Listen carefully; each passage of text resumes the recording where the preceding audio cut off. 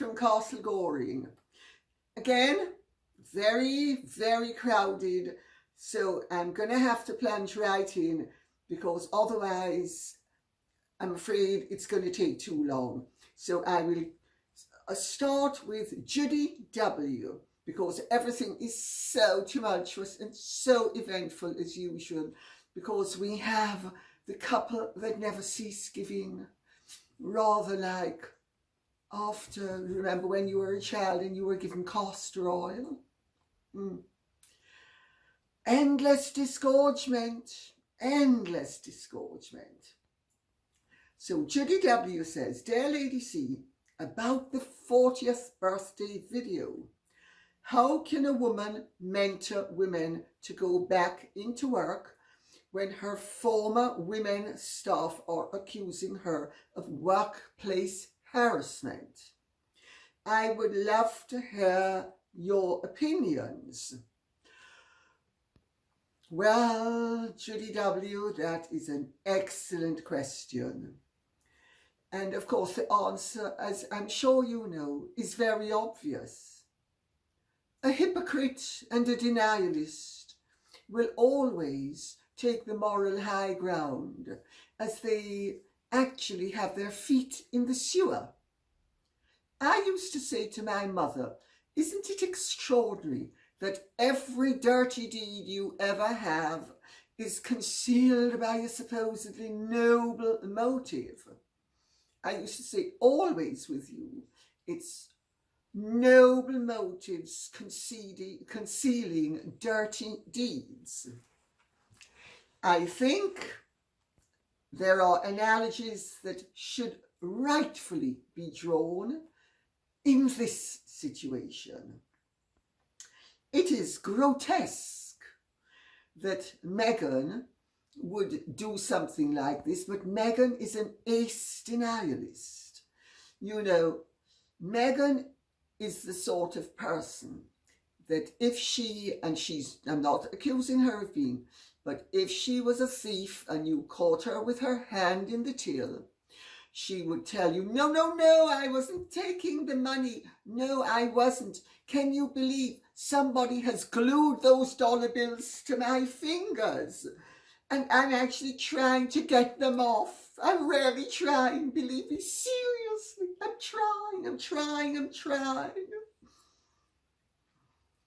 The whole thing is rank hypocrisy and very entertaining as a result.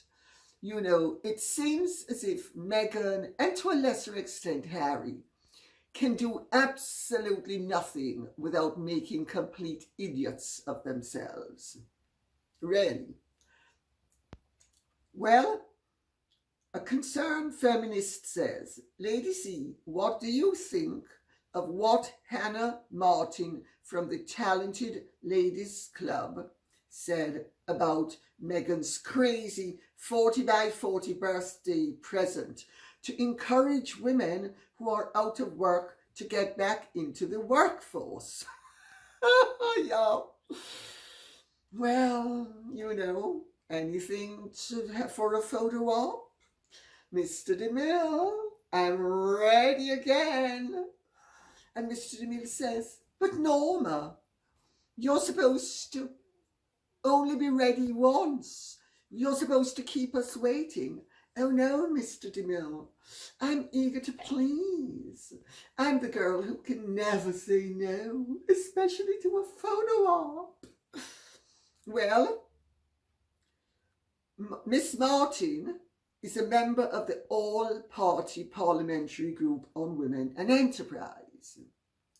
She has quite rightly blasted Meghan and her scheme as, and I'm going to quote now, a little like a publicity stunt. Well, there's no a little like a publicity stunt. It's a flagrant publicity stunt. But I suppose she doesn't want to come quite right out and say that. And she made the point that the whole situation has no structure or advice for how anyone can participate. It really is a good idea, badly executed. It should come as no surprise to anyone that the idea is not original. It originated with Nelson Mandela, who asked that each person give something to the community or to a good cause or to a charity, 67 minutes of their time once a year, so that they could commemorate all the time that he had endured suffering on behalf of apartheid. Of course, in the South African context, or in a third world context, that actually has merit, because people often don't have jobs, or they have part-time jobs, or they have a degree of spare time that is not available in the first world. Now, I know what I'm talking about. Remember, I'm Jamaican. I was born and brought up in a third world country. So I know the mechanism of how a third world country works. And also, he was asking everyone to give 67 minutes of their time to help out their fellow man or their fellow woman, I suppose nowadays you have to say. So that made sense. Does this make sense? I think it's actually embarrassing in its awfulness and in its ineptitude. How are you going to be able to mentor someone in 40 minutes? And also, I mean, I've got news for you. She's not doing this for everybody. She's doing this for 40 of her well-known friends to jump on this self-publicity bandwagon along with her. So it's, look at me, I'm so wonderful, I'm just the most wonderful, sweet, loving, self-sacrificing girl on earth. And I've been joined by friends like, oh gosh, Oprah hasn't joined yet. Oh dear, well, Hillary's joined. I mean, we all know that Hillary is just wonderful. Blah. It really is a roll call. First of all, in fact, let me interrupt myself and say, I was going to say something, but I'm actually going to interrupt myself and make a point first. The 40 haven't been filled so far. Isn't it interesting? She can't even come up with 40. So that shows you right there. It's not something that's been well planned or well executed, because she doesn't have the 40. 40 celebrities giving 40 minutes of their time to mentor someone who is out of work is an insult to the people who are out of work.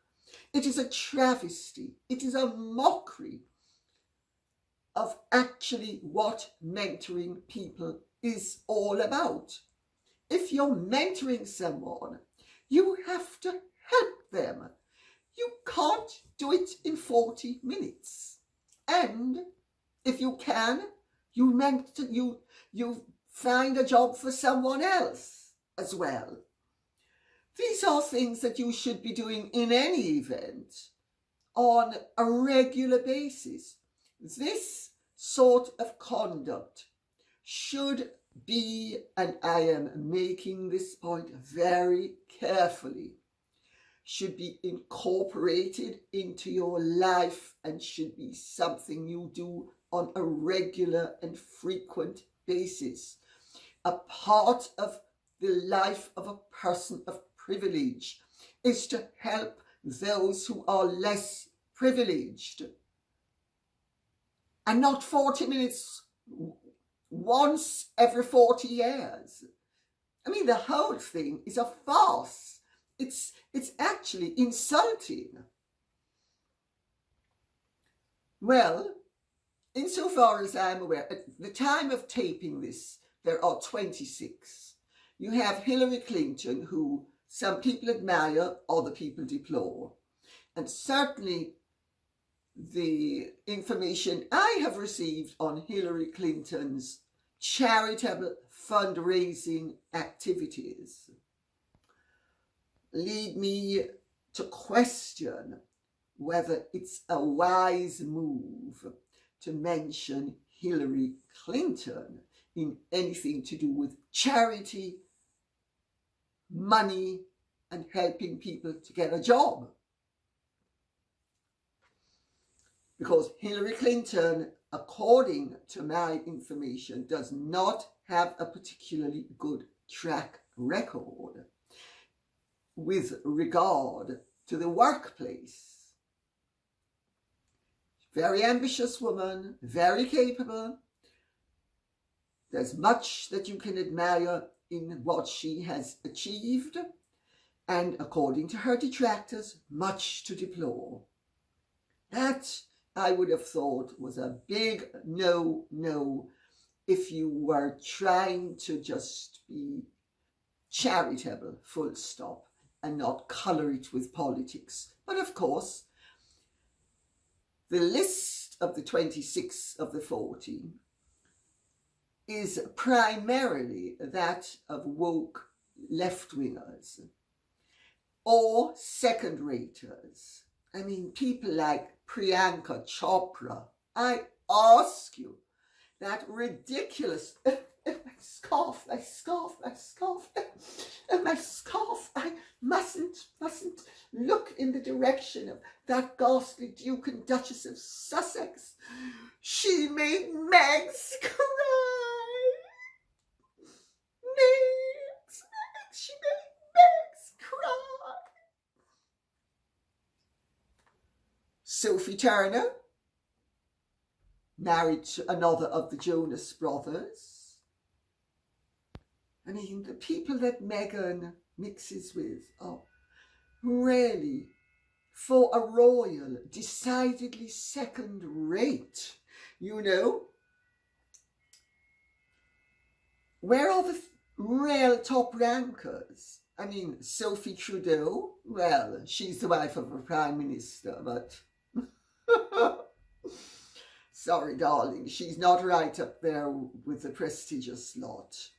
You know, she and her husband have been involved in some really rather dubious scandals, let's put it that way. And so, again, but let's give credit where it's due.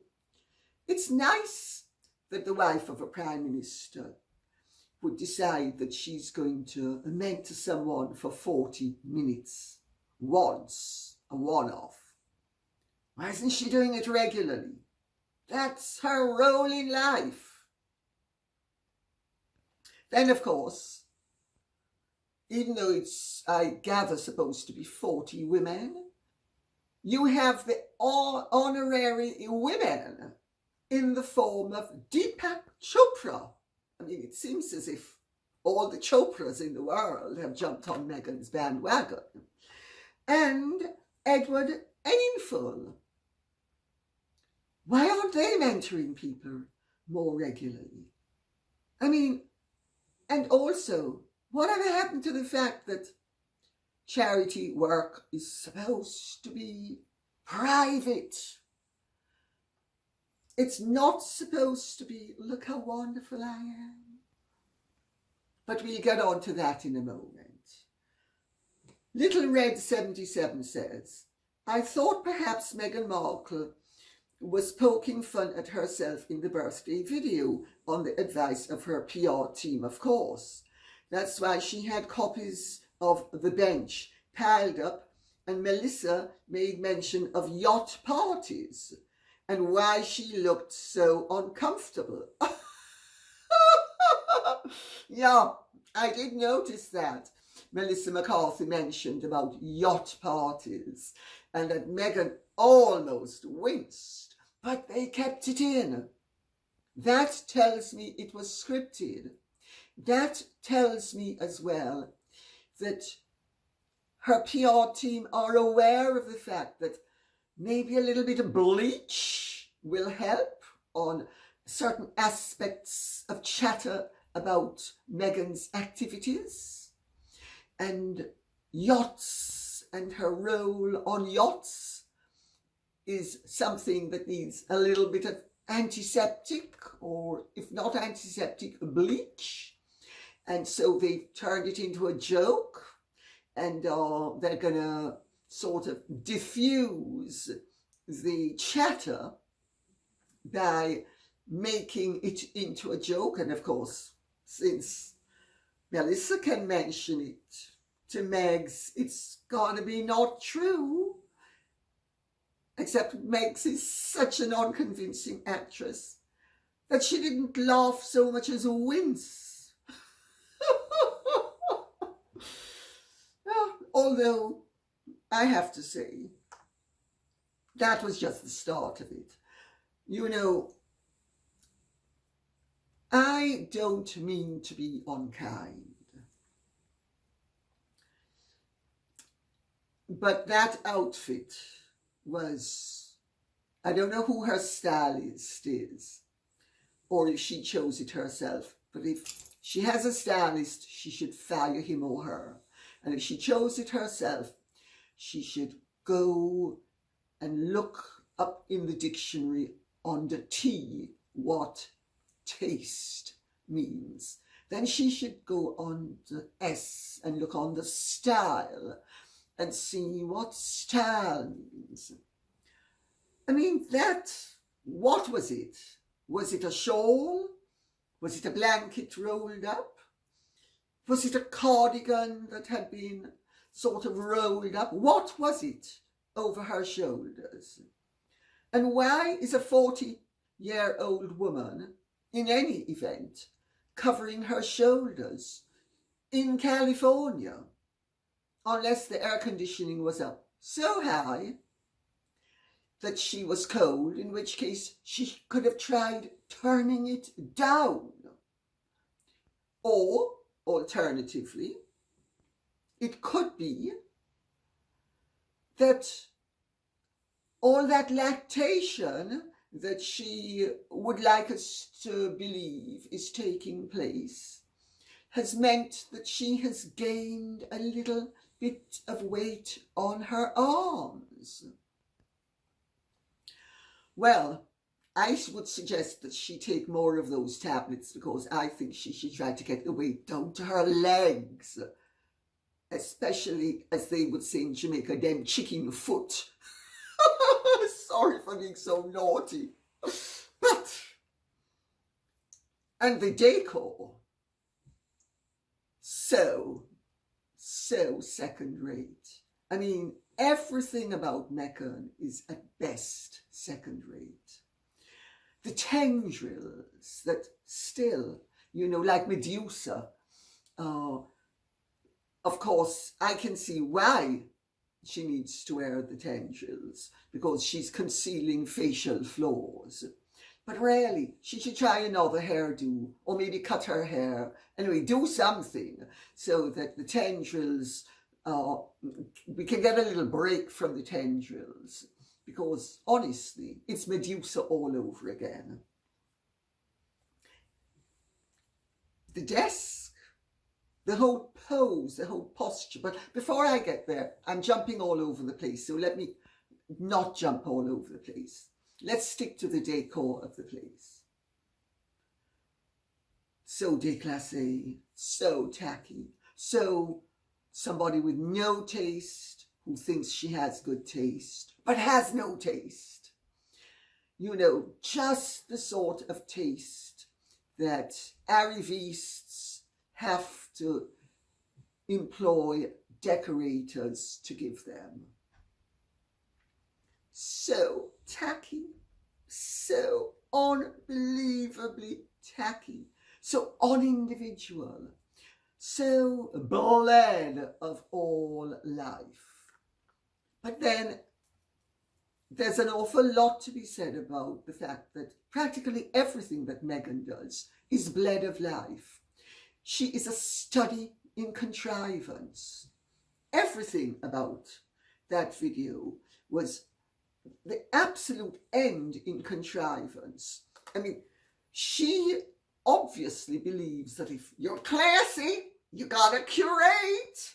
Meghan, if you're classy, you gotta be natural.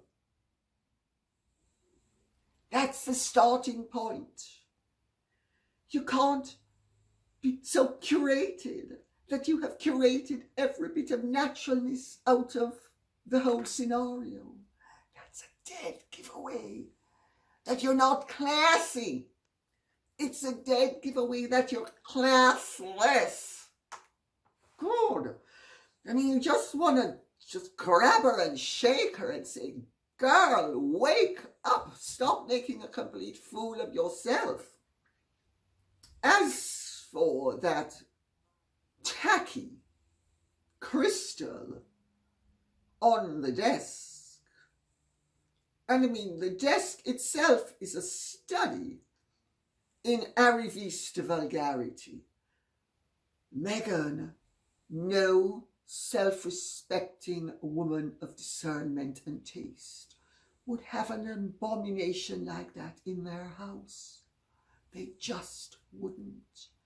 It is a study in vulgarity. And crystals? Crystals on your desk? Oh my God! Cocked fingers for tea? As for the vulgar Hermes throw, embarrassing again, I have to say, embarrassing in its dreadfulness. A tasteless exhibition of somebody without taste who thinks they have taste. And as for the cup, I mean, the cup, the teacup, eeks! It really is a great pity that Meghan has never had the humility to learn from others. But then I suppose she is a tacky little Californian girl who's done pretty well for herself, hasn't she? She's really done very well for herself, but is too dumb to learn by looking around her at what people with greater style, greater taste, and greater discernment do. And as for wearing 6-inch heels at home,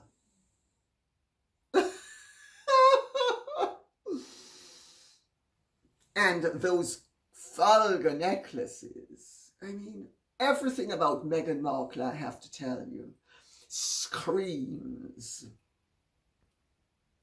vulgar, vulgar, vulgar. Still, Betty says, ladies and gentlemen, introducing the man Harry has become, locked out of his house with the chickens and juggling his balls in the middle of the day. Woo! What a man! Yes, Harry was juggling his balls, so now there can be no doubt. He has shown us that he has balls. Yes, he has. He has balls. And he was juggling them. What fun.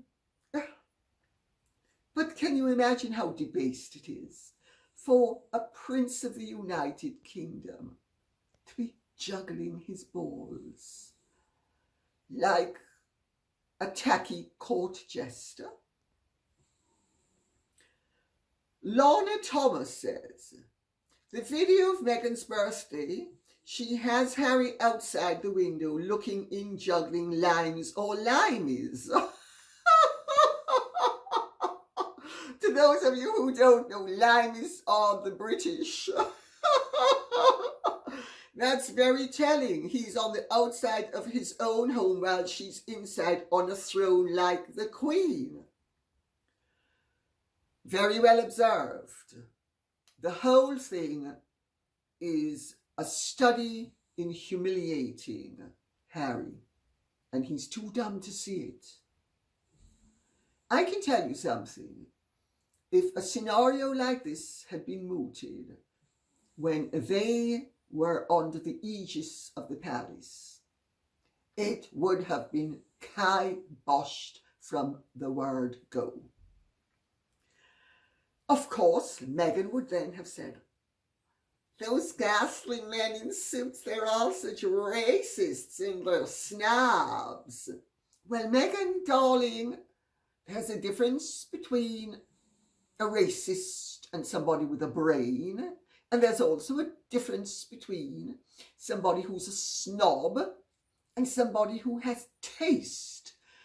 No woman of any note, stature, character, decency, background, upbringing, or decency would ever do anything to humiliate her husband, or indeed to humiliate anyone else. Now, I can tell you, I speak from personal experience on this subject. Because of being a public figure who now does a certain amount of work in the media, I am constantly being invited by television stations, or if they're making a program, or with the press, whatever, to humiliate people, and I absolutely refuse to do it always. I am not in the game of humiliating people, and I make it absolutely clear that I will not do it. And for her to do it the way she has done it, making him look like the court jester that he is, and she is cast in the role of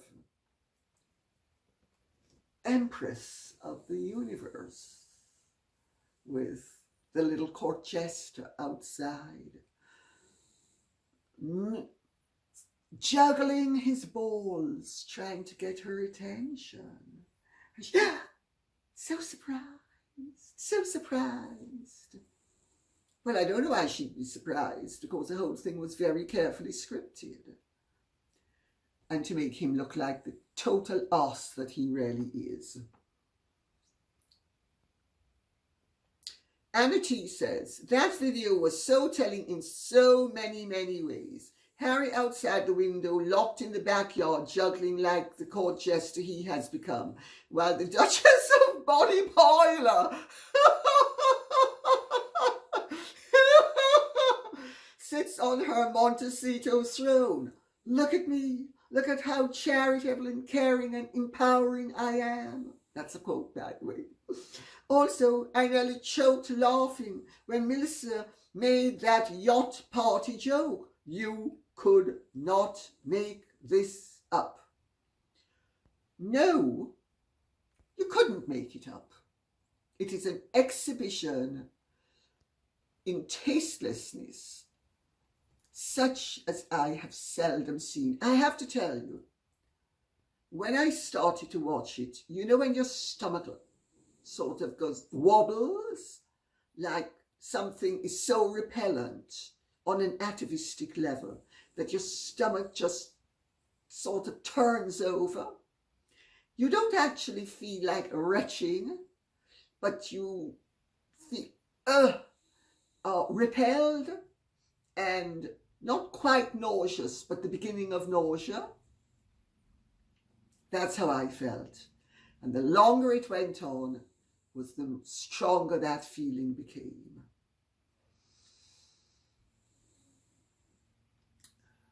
Rambling Girl says, hi Lady C, why do you suppose Eugenie supported Meghan's 40th video after the various ways Harry and Meghan have slighted Eugenie over the years? I'm curious. Well, there are many reasons for Eugenie doing it. First of all, it is a family, and despite the high stakes games that are being played, not everybody is caught up and vested in it to the same extent. And Eugenie is not really, she's on the periphery. So she's not particularly vested. She also is a part of the York camp. Sadly for her and for her sister, because of their parents, they are on the embarrassing side of the family, as are Harry and Meghan. They have that in common. They have something else in common. Eugenie has been close to Harry all her life. She gets what's going on, I have no doubt. And somebody has to keep in, so to speak. When families fall out, and when families, especially families in the public eye, fall out the way this family has fallen out, there has to be a maintenance of dignity and decorum. That requires certain members of the family to be in closer touch than others. It's not total open warfare, and emotions come into play, and the stature of certain people come into play. All of which makes what's going on, to me at least, very intelligible. There's also another reason. It's good. Oh, Mickey's snoring. Mickey, don't snore so much. Sorry. There's also another reason. And the other reason is Mickey, you can't snore so much. Sorry.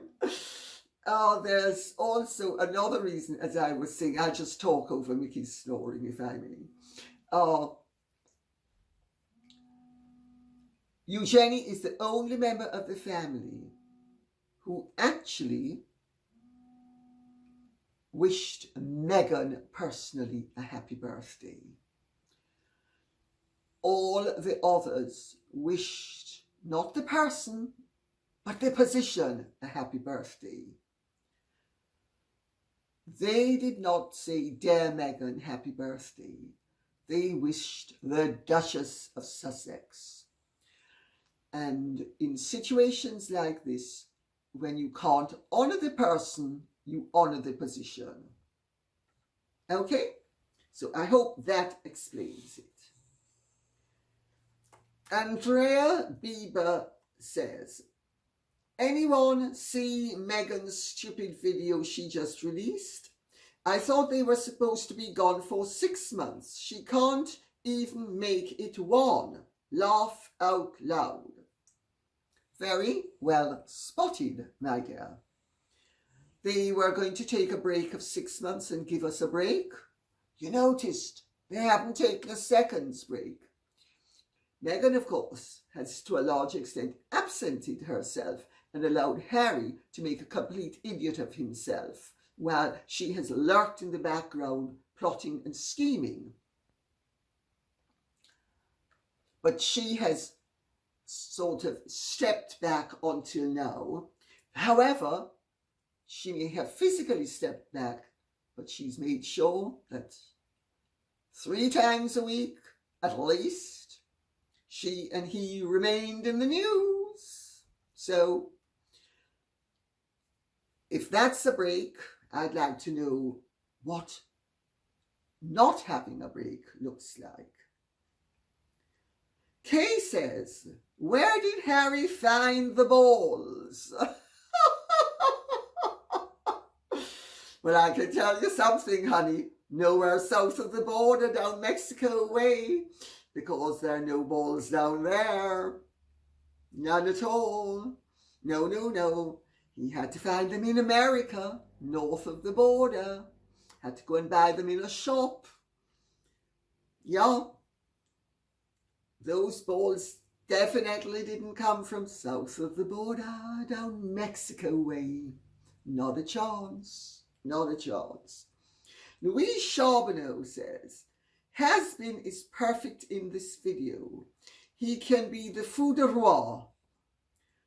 Then she says in brackets, jester is the word according to Google's translation. Laugh out aloud with this. Well, he's not actually Louis Charbonneau, the fou de roi. He is the fou de reine. Not the fou de roi, the fou de reine. That's what he is, isn't he? Queen Meghan sits on her behind her desk, piled high with several copies of The Stench. Oh, sorry, I meant The Bench. Sorry. Oh, my mouth slipped. Well, one thing's for sure. This is confirmation that the book isn't selling. So many copies. Gosh, all I hope is they don't have them stored in cupboards in that house, because if any member of staff inadvertently opens up the door, they might be buried in copies of The Stench. Sorry, The Bench. And you will hear People magazine saying, oh, Meghan's so upset. A great tragedy took place. There was a landslide at Montecito. And her legal Mexican, or maybe from the Philippines, or somewhere else, you know, member of staff, of course, a trusted and true friend, great, somebody she loves greatly, was buried alive. And Meghan's so upset she can't appear in public for 3 days, but she'll keep us updated on how she feels every second of the way. Christine Hellenic says, did she lock Mr. Dunce outside? Looks like he's miming. I'm reading these comments out because they are very representative of what people think. And it shows really what complete idiots Harry and Meghan make of themselves. Because she is a posturing buffoon and he is a juggling buffoon.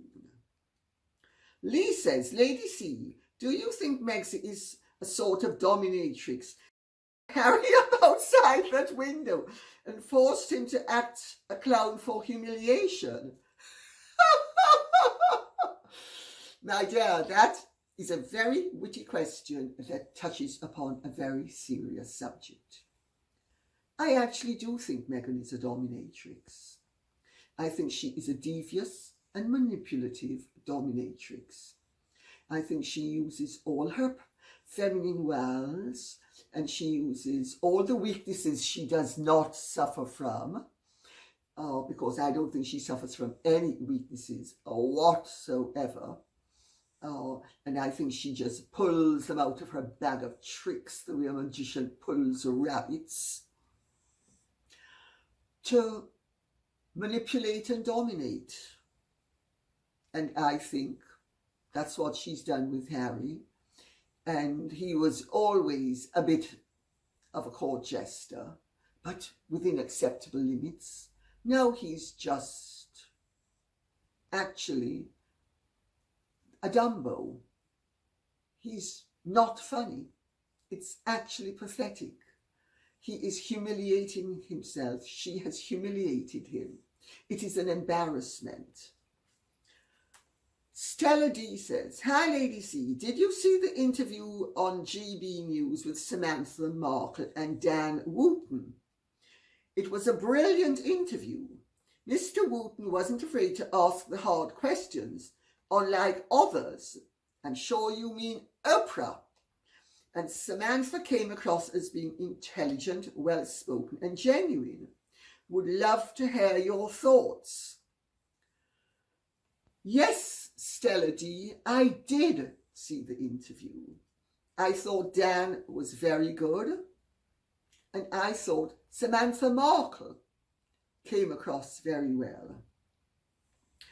I was slightly discomfited to see her allude to the rumours about the children, and I will now say what the story is that has been going the rounds, and I'm sure it's not true, and it's no reflection on Meghan, but the story that has been making the rounds is that Meghan is actually, and let me get it right, Androgen Insensitive XY female, meaning that Meghan was born apparently looking female, grew apparently looking female, needed surgical interventions to make her capable of full performance as a woman,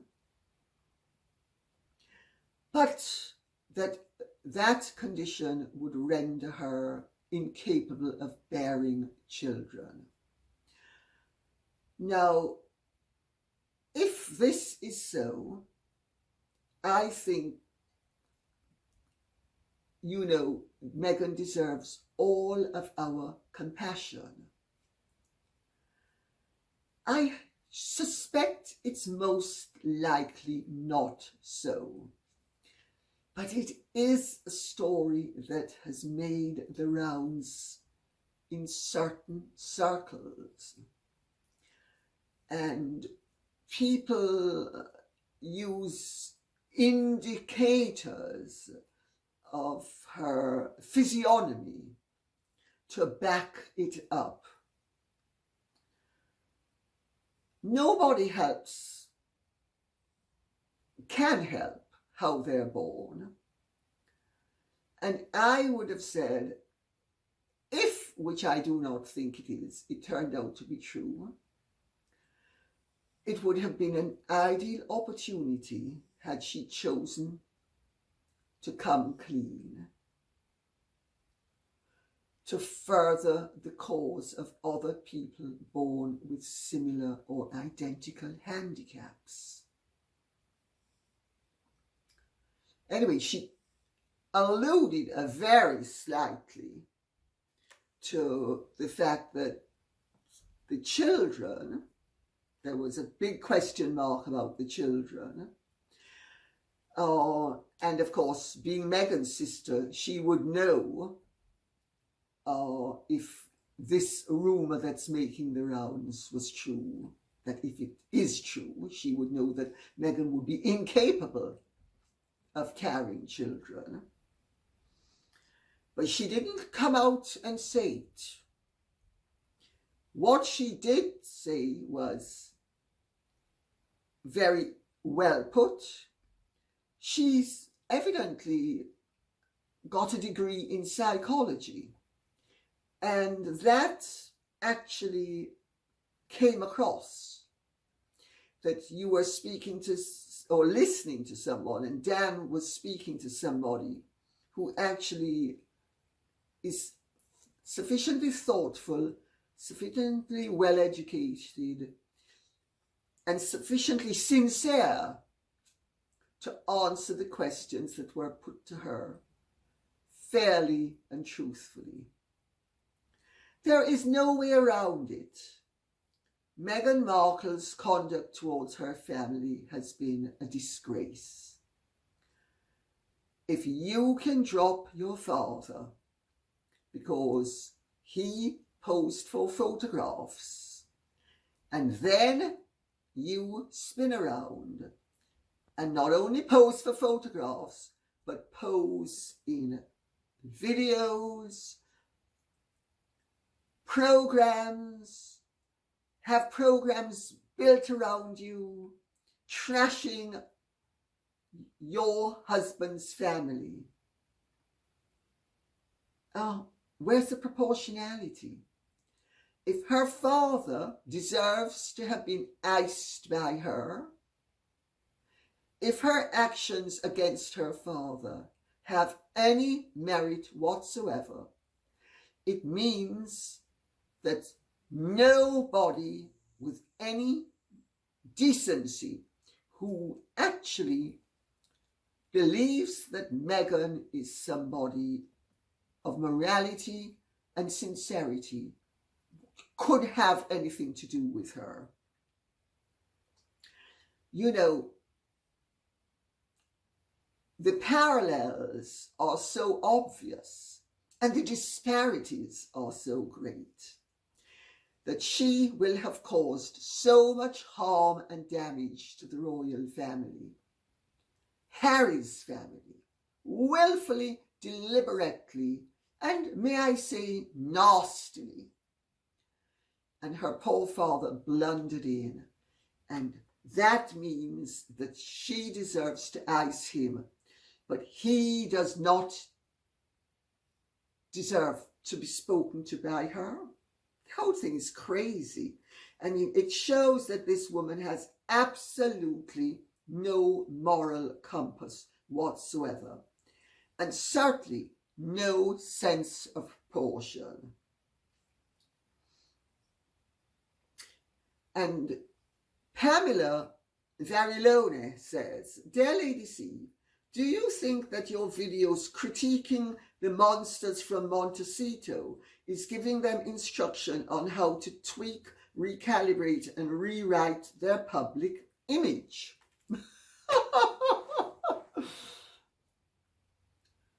I, my dear, have given it no thought one way or the other, and wouldn't condescend to give it any thought one way or the other.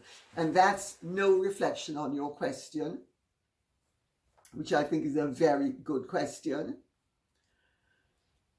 It doesn't concern me one jot whether Harry and Meghan follow me, don't follow me, listen to me, don't listen to me.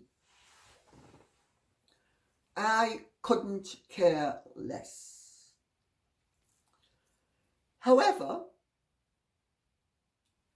if they did listen to me and they recalibrated sufficiently to start to behave like responsible and civilized and decent human beings, even if they remained the absolute opposite, I would be very, very happy and regard that as a positive outcome, because what it would mean was that this spectacle, this exhibition, had been brought to an end, and that thereafter they would behave with the decorum that they should have been exercising in the first instance. Then we could go on to the next train wreck or car crash that happens along. Because, you know, there's always some idiot out there happy to make an exhibition of him or herself. And after Harry and Meghan, doubtless will come someone else. Now, to end, I would like to show you one or two things that I have been sent. The first is this picture, which is by Jill Walters. It's a collage, as you can see, and she sent it, obviously it's of Harry and Meghan, but you notice Meghan is faceless.